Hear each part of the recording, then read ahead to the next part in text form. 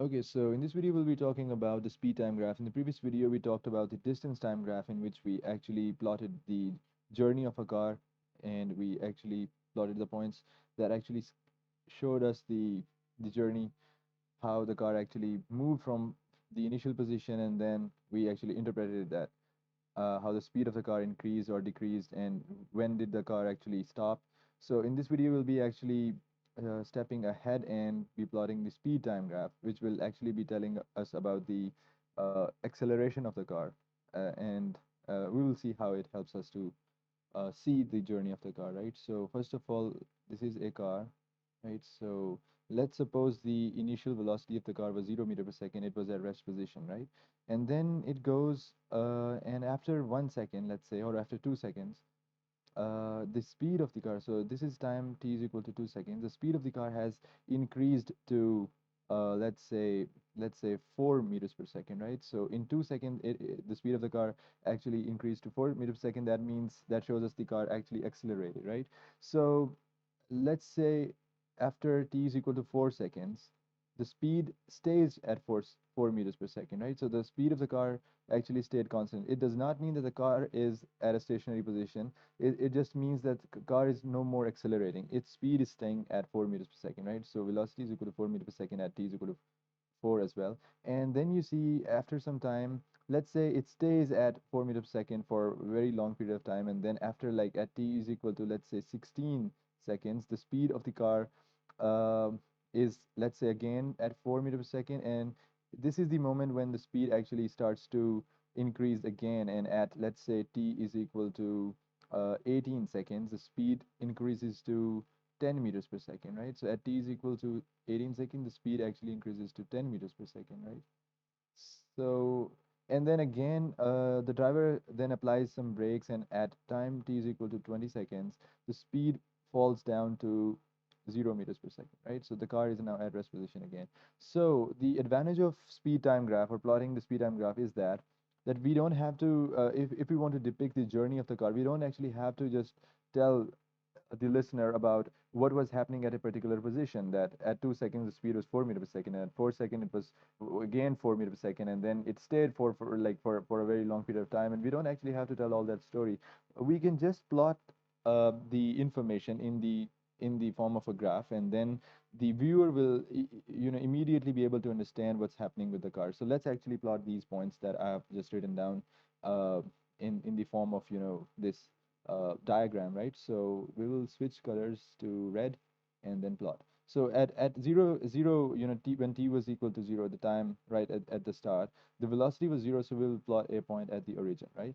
And then the next information we have is at time t is equal to 2, the velocity increases to 4 meters per second, right? So at 2 seconds, the velocity increases to 4 meters per second. So we'll plot a point right, above I forgot to label the axis here. The x-axis by default represents time because it is an independent quantity, and then at y-axis we have the, since we are discussing the speed time graph, or you could also say it like the velocity time graph, and this does not mean necessarily that speed and velocity are the same things, but we are, not discussing that.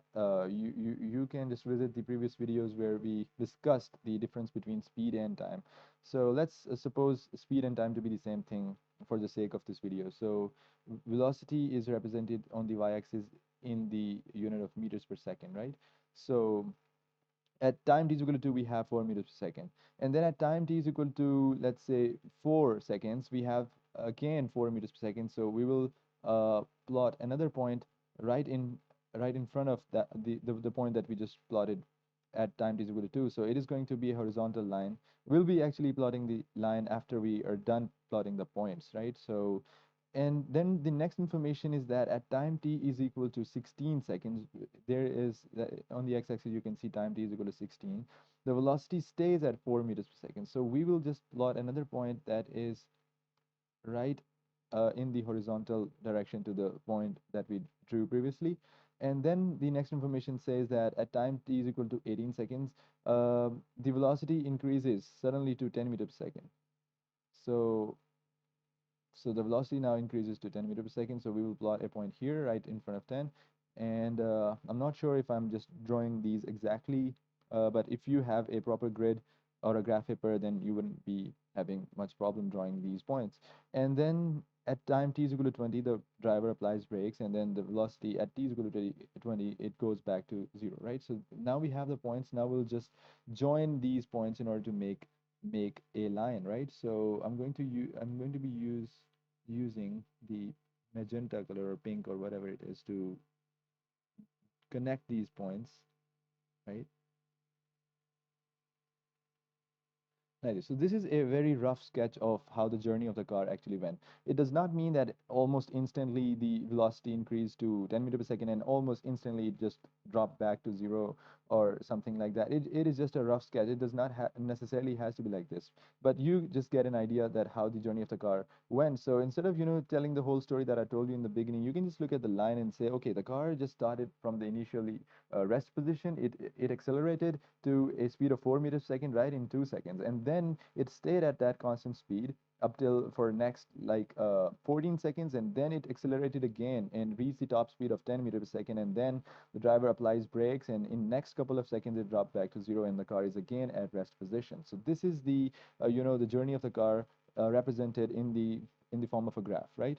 So what can we actually interpret from this graph? We'll be actually putting a lot of light on it in the upcoming videos, but uh, for your curiosity, I can tell you a few things about it so that it can trigger your curiosity even more. So we can see in the first phase, in the first 2 seconds, the car is accelerating, and you can actually tell it because the gradient of this line, right, from 0 to 2 seconds, it is positive, right? And when the gradient or the slope, which we actually have covered in another video, you can check that out.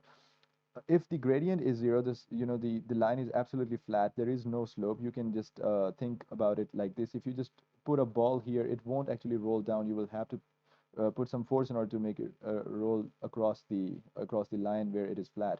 However, if you just just put any ball on any slope, it will just fall down on its own, right? Because there is some slope. So you can get the concept of slope like that. But since there is no slope between time t is equal to 2 to time t is equal to 16, the car is actually staying at a constant velocity and it is not accelerating. You can check out the videos on acceleration. When there is no increase in the velocity or decrease in the velocity, then acceleration is said to be 0. So you can also think it that way, that there is no net resultant force acting on the car right now. But when the time from time t is equal to 16 to time t is equal to 18, you can see again a positive slope, right? And in these 2 seconds, the acceleration is even more than what we observed in the first 2 seconds, because now the gradient has increased even more. And if you mathematically or numerically solve the gradient for this line, you will get a greater value than you would get in the first 2 seconds. And then you see a deceleration that you can see because there's a negative gradient here. So we'll be discussing about these gradient things and how to interpret the information from any type of graph soon. And you can also, for the matter of fact, you can also calculate the total distance that is traveled by the car by calculating the total area that is covered under the line. So you can actually segment this this graph into various triangles and rectangles and calculate the area using the formulas for the area and be able to calculate the distance. Why does the area under the graph give us the distance? This is something that I will leave for another video. So this is the concept of speed time graph.